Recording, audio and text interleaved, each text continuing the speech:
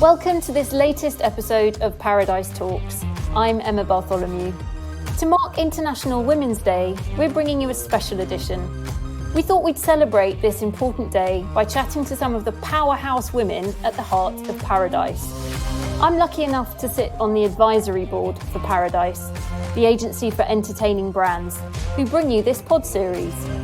I represent the music and esports industries, alongside my PR work for international entertainment industry clients and my music industry relations role at the charity In Place of War. And I'm also the co-founder of a digital performing arts teaching platform called B Major.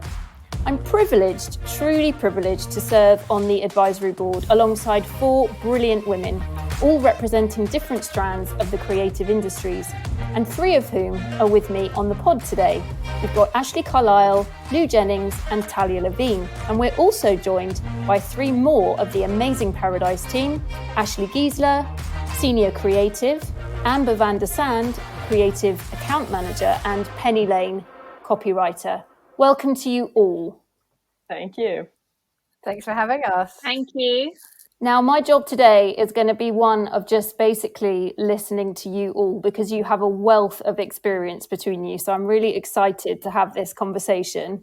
We're going to talk about life and work for women in the creative industries, how the landscape has changed, if it has, how it's evolving, and hopefully pay homage to some of the incredible creative women who've inspired us all to get to where we are today, and those paving the way for the creative women of tomorrow, and how we can nurture and encourage that next generation of creative women, crucially. So I'm going to come to all of you, each individually, and just ask you simply to start us off by telling us which area of the creative industries you work in, what your role is, and maybe how long you've been in creative. I'm going to start with Lou.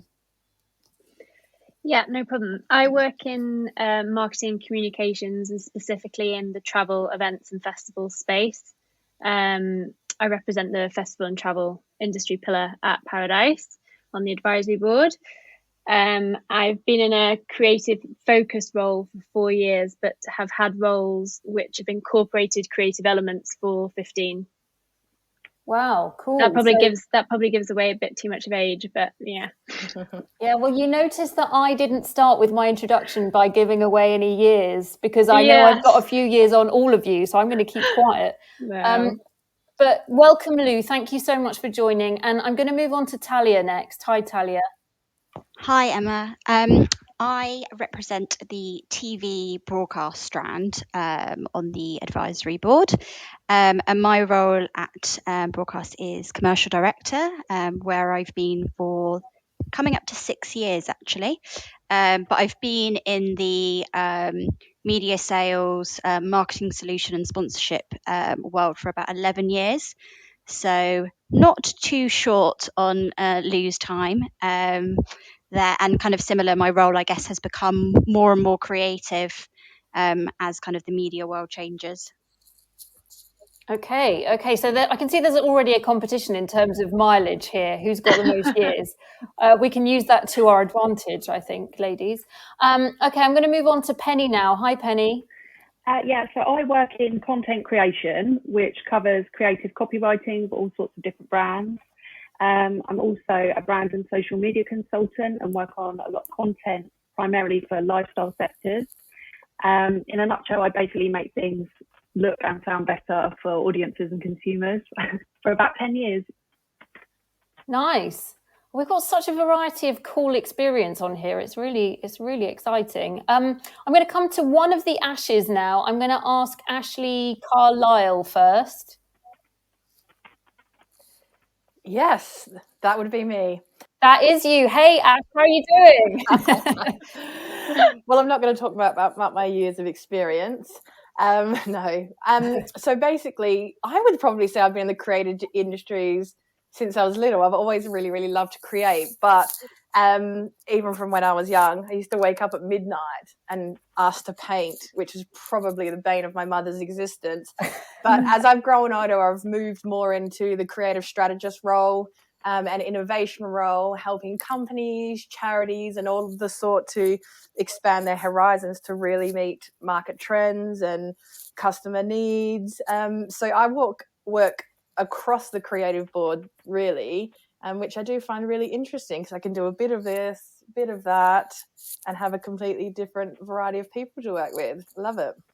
I love that too. And I also think you made a really important point, which I was thinking about as I was preparing this pod, which is we're all creative. Either we are or we're not. And, you know, you as a child getting up in the middle of the night and annoying your parents by wanting to paint. But that's a perfect example because, you know, that's where creativity flourishes and is nurtured. So I think that's, you know, that's where it all stems from, which is really cool. So that's a beautiful thing. Okay, I'm going to go to our next Ash now. Ash Giesler, how are you doing? And thank you so much for joining us. Thanks for having me. So I feel like I don't compete much. I've only been working in creative for 3 years. So I actually came from more of an illustration background and now do all stuff graphic design and content and digital as well as print, and also working on designing concepts for campaigns and stuff like that, a lot of advertising. So less illustration these days, but still loving it. That's great. And I love the fact that you come from an illustration background because I'm sure that influences your work. And I also have to say, don't ever worry about a reduced number of years compared to anybody else because fresh creative talent is so important to bring to the sector. So that's really cool to hear about how you came into it. Okay, now Amber, last but certainly not least, how are you doing today? Hi Emma, thank you. I'm good. Yeah, really, really good. It's not sunny, but it's still great. Not raining. So yeah, I'm active in the marketing and sales sector, sort of, working as a creative account manager at Paradise. So this sort of means that I do 2 days a week of marketing and then 2 days business development. So you can say I do a bit of everything. Nice. And I think that's something that kind of covers quite a lot of us, is that we are able to have these multifaceted careers now, which I'm so grateful for, because I know they call them portfolio careers, but I don't care what you call it, it adds to the creativity, which I think is awesome. I'm interested then to think about maybe reflecting on how things have changed during your careers so far. Penny, I might come to you first on this one. Do you think that the creative space, that's quite general, that's quite wide, but do you think the creative space as a working environment has changed for women since you started working in creative? I do. Personally, for me, it's been quite organic in how I've become the multi-hyphenate kind of career. There's so many strands to what I do, and I think now that's seen as a positive, whereas when I first started out, it was, you know, you should take a one-way route, a one career focus. And I love how that's all changed actually over the years. Yeah, that's surely a really positive thing. Yeah. And I'm interested, Talia, this is quite specific, but because you come from a TV broadcast environment, where one imagines, I mainly work in the music space, and certainly I've seen a huge change. There's still a long way to go. But in terms of being a woman in your workspace, in your, not necessarily in your specific company, but in the broadcast space more broadly, do you think you've seen a change over the years? Yeah, so I mean, I guess there's two parts to that question. My role within broadcast obviously falls within sales, which has a male dominant history, sales as a whole, and perhaps even more advertising sales. Within the kind of TV and film world, absolutely. And I mean, like I said earlier, I've been at broadcast coming up to 6 years, and the gender pay gap, women writers, having more women in higher positions, but also encouraging more women to get into the industry, has been a conversation 6 years ago and is still a conversation now. I think there's definitely some positive change, but not enough. Of course, within the industry, actually, most recently we've done a bit of kind of, analysis on a lack of female writers in the comedy world being commissioned, which is definitely becoming apparent more and more so on screen. So I think there's two parts to that. One is my day-to-day working. I'm surrounded by both men and women, but then when it comes to the TV sector and film, it is predominantly male, but I think there are more new female voices that will hopefully be a force to reckon with. I can guarantee they will be a force to reckon with, just as you, all my guests, are today.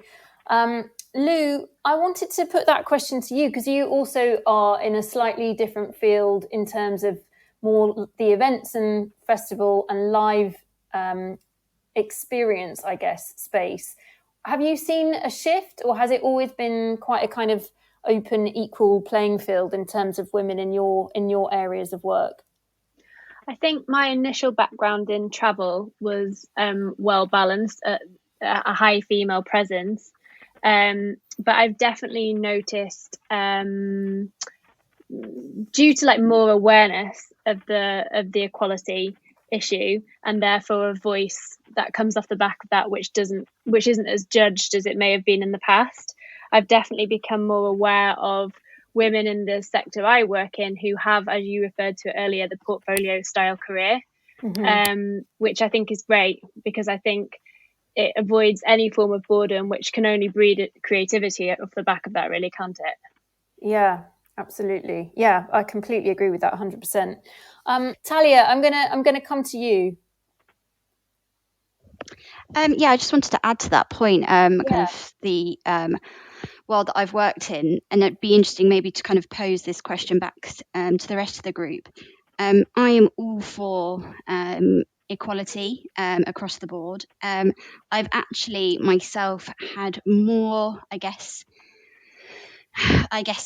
been held back more so sometimes by women in my industry, because it has been so competitive, that women fear other women, which I personally don't, but experienced when I was starting off in the industry because there weren't many. And it'd be interesting to hear if that kind of is across the board, but in the sense that men might belittle, but sometimes other female colleagues can sometimes struggle in sharing that space with you. That, from my own experience, is what I've had. Yeah, I think that's a really important point to consider. I'm interested in a question which could be a tricky one to navigate, but I'd love an honest answer. And that is, are there any particular strengths or skills, or maybe we'll call them qualities, that you think women bring to your particular area of creative? And I'm going to ask that to Amber. Oh, wow. I get the difficult question. Yes, sorry. That's fine. Well, it's a very good question. I think women in many cultures are representatives of a creative force. I know, for example, in Hinduism, they've got female goddesses, and like for fertility and stuff like that. So the way, it's kind of like, think of the way our bodies can create life. That creative power, in some cases, is what makes us strong. Like, we also share experiences, learn from each other, and recommend each other to other people, just because we know that we need to help each other out nowadays, to really make a difference for women in this industry. That's sort of the best way I could answer that question, I guess. That is an amazing answer. Wow, that's a really eye-opening and really cool answer. Thanks, Amber. Lou, did you want to drop something in? Yeah, I think specifically in communications, I think empathy and understanding are very important, which I think are traits that females in particular, hold well. And when it comes to kind of strategic thinking around creative, that's essentially approaching a problem, isn't it? So approaching problems in a certain way is, I think, a task that females are also very strong at. Divergent thinking, lateral thinking, and I think final point is, are females maybe willing to be more vulnerable in creative? Although saying that, I do work with some very brave and therefore very vulnerable guys, but I think the answer to that, in my opinion, is probably yes. Yeah, that's very interesting points. Very interesting points, and I totally agree. I think a lot of those qualities are so key and crucial, and I think Ash is going to come in as well here. Ash. Yeah, I just wanted to lead on from what Lou was saying, that I think women are very feelings based, and when you're approaching anything creative, obviously you're looking at the visual and how that makes the consumer feel, like whether you're trying to sell something or to create a brand identity. I think that women, not to say that we're better and all men at it, but I'm just saying that I think we're very intuitive, very feelings based, and so we can sort of foresee how something might make people feel. Yeah, that's really interesting. I think a lot of the work that I do in PR and comms is always about thinking how a message will be put across, but in creative content, it's so important to consider your audience. Now, I want to kind of take us back a little bit now to when we were growing up, because I think maybe particularly as women, or maybe just as humans, we're all inspired and influenced by what we see around us, role models. And Penny, I wanted to ask you, when you were growing up, was there a creative woman who particularly inspired you, or maybe women who showed you an example and ignited your flame of ambition? Yeah, it's been lots actually. I mean, I grew up in a family where there were never creative limits. I was always encouraged to try everything. My mum used to say, no experience is ever a waste of time. You know, everything you try and do adds value. And I think, I've been surrounded by strong female role models. And I think it all goes back to maybe impressionable teenagers. If you're told that you can do it, that's half the battle. And it's important to instill confidence in women from the beginning to mould future thinking. Specific women, I always think my media teacher during my A-levels, I just was so inspired by her, and she made you think anything could be possible, really. And she was really cool as well. So I used to look forward to those classes. It's important, that, isn't it, that you think someone's cool as a teenager, because then you allow yourself to be influenced by them. You do, and you can sort of imagine yourself like them as well. Yeah, absolutely. And you want to, you aspire to be like them. I think, Amber, did you want to add something there? Yes, I would love to add something there, because it might be a very cringe answer to give, but the women in my family, like, they've inspired me so much. My sister, my mom, my stepmom, and like even my grandmas. And it might be because I'm close to them, but to see the way that they've overcome like all the challenges in life and were still creative in the process, and then the things that they achieve by doing that always motivate me and keep me going. For example, my mom has always been creative, has always been painting, writing, meditating, doing poetry. Like, she opened up a creative world for us, which otherwise we wouldn't have had. And the same goes for all the other members, the female members of my family. So I think family plays such an important part in it too, and really helped me get to where I am now.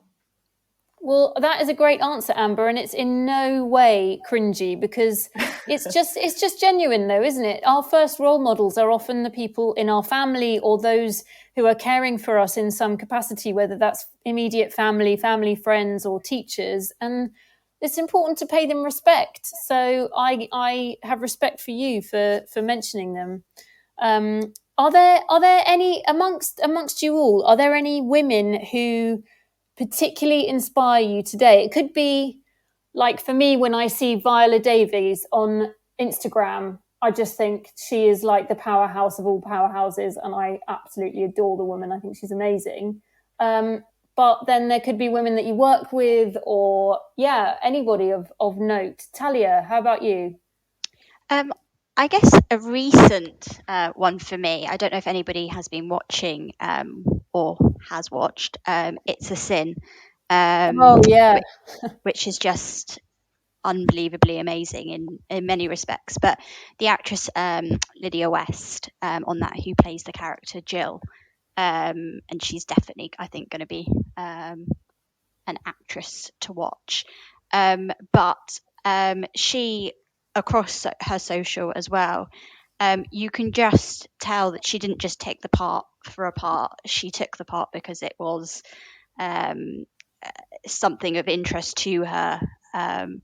And yeah, I think people like Lydia are going to have a massive impact on, the next generation of females that come into the creative sector, hopefully. And I think what Amber said about family, I completely agree. Being one of 3 girls, my poor dad, but growing up, in kind of what a creative job or career is, I think that's quite an interesting question, because I always, when I first started working post university, I always saw my sisters as being extremely creative. One is a graphic designer and another is a hair and makeup artist within the theatre, and they are traditional creative roles. But funnily enough, and they see me as a creative as well. So I think creative industries isn't necessarily your straightforward kind of art led roles. It's also, having a creative mindset. I think now, can be in any industry. So I would say my sisters, and then new talent coming through on the screen. Talia, I'm so glad that you mentioned It's a Sin, because I think that's an absolute tour de force masterpiece. So yeah, very good to name drop that one. And now I think something that we sometimes avoid as creative women, and maybe women in any career, is that we ourselves are, I guess, role models and will hopefully inspire the next generation. So I'd love to get your advice for that next generation of brilliant creative women. I'm going to come to Ash on that one first. Any advice, any tips how to navigate? Yeah, I think create authentically. I think there's so much social media, everything, a lot that places measures upon young people. And I think as a creative person, you're never happier than when you're creating authentically. And being creative is just creating something new, and that's always going to be scary. You're always going to worry about what people think. But if you're true to yourself, then no matter the end result, you will be happy. Nice. Authenticity in all things is so vital. Absolutely. Yeah, with you on that one. Penny, I'm asking you this one from a slightly selfish point of view, but I do a lot of copywriting in my comms world, and sometimes I get a bit dismayed by the quality of copy that I get from maybe younger women working in my role. It's not always women, it can be men as well. But I just wondered if you've got any tips on precision and accuracy for women. Is that important, or should you put creativity above accuracy? It's quite a pet hate of mine when I see like the slang coming in to writing. I do like it still to be precise and accurate always. Obviously, depending on different brands and clients, they have different tones and voices. But generally, I always think it should be spot on, actually, always. So don't get those mistakes in there. Yeah, I'm sorry to bring it up. I'm such a pedant, but I think I agree with you. Tone of voice is really important, and it's got to be on brand, but so is not making errors. I really feel that. And a final question for you all. You may or may not have any plans, but I'd love to know if you plan to mark International Women's Day this year, and if so, what you might be doing. Maybe it's just something with your female friends. Talia, what have you got planned? don't get me wrong, I think having a day where we kind of remind ourselves and peers of the importance of women. I think it's also important, to recognise equality, every day, not just on that first Monday, or I think is it the first Monday of March, or it's the 8th every year, or something like that. But I think it's about making small changes every day, or making sure that it's a conversation that is ongoing. I think within the workplace, we've got a few kind of webinars and things lined up, and I'm sure within kind of the broadcast industry, it's very much the same. I just wanted to very quickly, and I know you're going to ask people this question as a whole, but I just wanted to touch on very quickly in terms of kind of future generations coming into the creative sector, and touching on what Ash has said as well. There's been a lot that's gone around recently about how men and women are labelled differently within the workplace, and women sometimes get called aggressive, whereas a man would get labelled assertive for doing the same thing. So I think just kind of a piece of advice for future generations coming to it: don't let the labels stop you from being creative. Nice, very, very strong piece of advice there. So important. And I think that's important for all of us, not just people starting out, but something that we have to kind of remind ourselves of every day. Lou, any plans for International Women's Day, or perhaps any pearls of wisdom you'd like to pass on to the next generation of creative, brilliant women?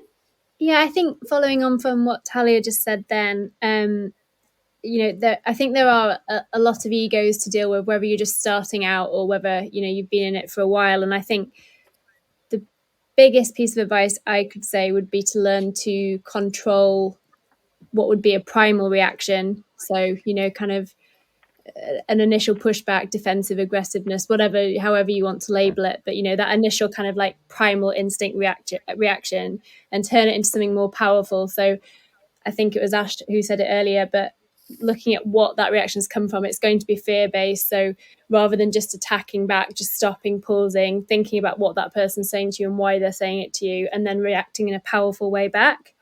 Because I think there are way too many energy vampires out there who A, don't serve any purpose, and B, will put your talent into a box if they could do. Yeah, completely agree. And I think putting anything into a box kind of reflects back on what Talia also said about not marking out just one day where we make a difference and we try to evolve things, but that it's a general movement, and it's a general effort that we all have to make every day, to not have ourselves put in boxes or labelled with any specifics. Amber, anything planned on your side, or any tips you want to pass on to the next gen? Yeah, a bit of both actually. So it's basically my housemate's birthday, so we're just gonna combine it with her birthday Zoom call. So I think she's probably get a little bit boozy. I'm not sure yet. I will see how I feel. But yeah, that will be fun. And then as advice, I just say, don't overthink things too much. Life works out the way that it should, and just take the opportunities you get, even if that means taking a risk and leaving your comfort zone. Because I think a lot of people are too scared to do that nowadays, but it's just something that has to be done to achieve the greater good. Oh yeah, and when you do achieve that, whatever it is, it feels so much sweeter. Exactly. You just go for it. Yeah, brilliant advice. Yeah. And Penny, any plans for International Women's Day? Any advice apart from, as we were saying before, being a stickler for accuracy? Yeah, advice-wise, I think this year's theme, the Choose to Challenge, it's just a really good reminder for everybody at all ages, stages, to just reflect and think, if there is uncomfortable moments or something you're not happy with, to just remind yourself to speak up, because it's the easy route to not do that, to just let things slide. So just always speaking up, let your voice be heard. Imposter syndrome, that's something I wanted to speak about. Yeah. people feeling that they're inadequate or not qualified for the job, that is just such a hard thing to fight mentally, isn't it? And I think everybody can have a bit of that. So keeping your confidence levels high. And celebration-wise, we'll probably include a Zoom and some wines with friends. Not much else to do at the moment, but yeah, and just continue to celebrate the strong women and the friendships we have, and to keep sharing our stories just like this, and speaking up so that we can grow together, basically, I think. Yeah, love that. Yeah, let's keep talking. So true. Ash, any final word from you? What am I doing on International Women's Day? I'm just going to try and wake up and be a boss ass bitch. Yes. I'm going to eat what I want. I'm going to do what I want. I think advice. Same as normal then, Ash. Yeah, the same as normal. I think my final advice would be, stick to your guns. Like, I think sometimes at any age, there's no ageism here. We can be so dictated by and create our worth in what other people think our creativity is, whether it's good or bad or anything like that. And I think, do what you love and be happy doing what you love, because at the end of the day, opinions do not matter. I'm not talking about personal growth as a creative person. I'm talking about finding self-worth in the approval of what people think of your output. That is some strong stuff to finish on. And yeah, I just echo that, because if you can do what you love, do what you love, then you're really, really lucky. Lou, I think that printed on a t-shirt. Yeah, definitely. Paradise merch, here we come. Lou, final word from you? Yeah, and I think it's just important to remember that creative work can't be automated. So we're in a pretty important role, anyone who's in the creatives. There is no right or wrong in the creative industry unless you're working to a brief. Yeah. That is so true. Oh, I'm getting nervous sweats thinking about briefs and deadlines just as we're having this conversation. But it's not about that. But yeah, it's all about celebrating creativity, and that's what we've done today, and also celebrating some brilliant women that I'm truly privileged to work alongside and partner with on some really great creative projects. I'm really grateful to you all. Thank you, every one of you, for representing the powerhouse women at the heart of the Paradise agency team and advisory board. So to my brilliant guests, Ashley, Amber, Lou, Penny and Talia, and thank you for listening to this episode of Paradise Talks. We'll be back soon to get the insider's take on another aspect of the creative industries. To discover more about the agency and Paradise Talks, visit www.paradise.london.